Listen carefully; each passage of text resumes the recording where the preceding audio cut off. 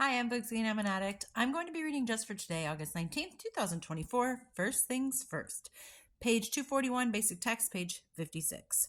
We apply effort to our most obvious problems and let go of the rest. We do the job at hand, and as we progress, new opportunities for improvement present themselves. It's been said that recovery is simple. All we've got to change is everything. That can seem a pretty tall order, especially when we first arrive in Narcotics Anonymous. After all, not many of us showed up at our first meeting because our lives were in great shape. On the contrary, a great many of us came to NA in the midst of the worst crisis of our lives. We needed recovery and quick. The enormity of the change required in our lives can be paralyzing. We know we can't take care of all that needs to be done, not all at once. How do we start? Chances are we've already started. We've done the first, most obvious things that needed to be done. We've stopped using drugs, and we started going to meetings. What do we do next? Pretty much the same thing, just more of it. From where we are, we do what we can. We walk the path of recovery by picking up our feet and taking the step that's right in front of us. Only when that's been accomplished must we concern ourselves with what comes next. Slowly but surely, we'll find ourselves making progress down the path, visibly drawing closer each day to becoming the kind of person we'd like to be. Just for today, I will walk the path of my recovery by taking the step right in front of me. One day at a time. You take baby steps. Sometimes you can take leaps, but I suggest in the beginning we take baby steps. Kind of get the feel of the water. Is it comfortable? Is it for me? Do I really want to go for this swim? And eventually you'll start getting into the groove of things. It's like starting a new job where you don't know anything when you get there and somebody's got to teach you. And slowly you start to get your own rhythm of how to do it.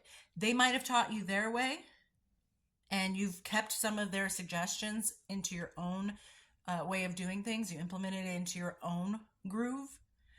But eventually you start getting faster and faster and better because you're starting to do it your way that works for you with the same outcome of recovery. Does that make sense? You're learning. You're picking up things here and there from other people, but you're doing it in a way that works for you the best. And it's not going to happen overnight. It's not going to be something that you can just be like, okay, well, I'm sober now. My whole life should be better now, right? First things first. You stop using. You go to an NA meeting, you get a sponsor, you do the steps. Now, I have mentioned that those things are not required to be in recovery, but these are just blanket terms and blanket suggestions of things to do when you start to get sober and find yourself in recovery. And it's not easy to be in recovery because the hardest part to get to recovery is the sobriety, and the hardest part of sobriety is to quit using. And sometimes the hardest part of addiction is to quit. It's very easy to get addicted.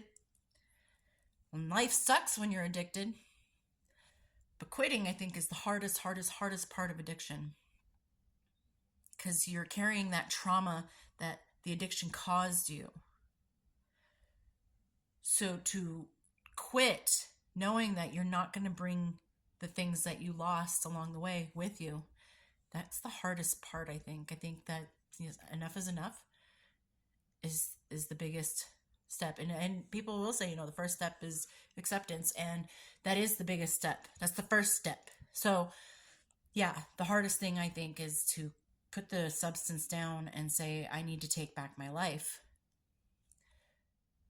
Because some people think that they can put the substance down and their life should just start falling into place, just perfect. Like, I quit using. How come I'm not making great money at a good job? How come I don't have my own place? How come all my friends don't talk to me? How come my family doesn't forgive me?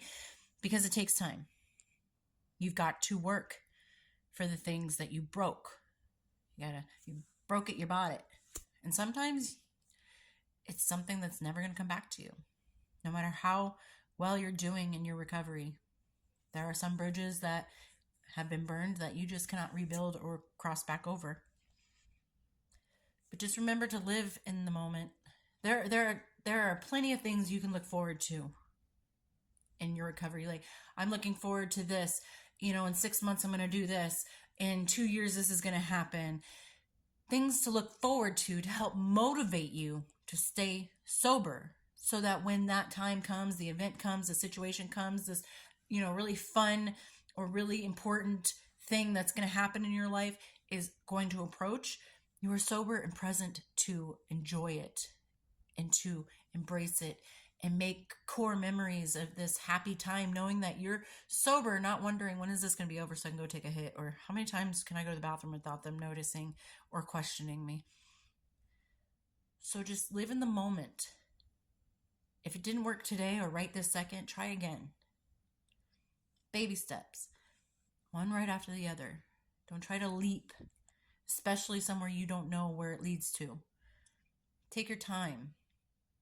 Your recovery, hopefully, will be something that you do for the rest of your life, and you will always be able to grow from and make little changes here and there